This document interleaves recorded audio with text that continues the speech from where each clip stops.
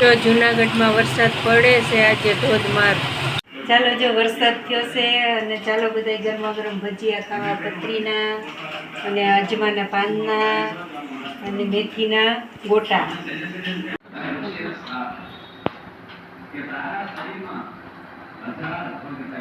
ચાલો જો આ મેથીના ગોટા બની ગયા ગરમા ગરમ।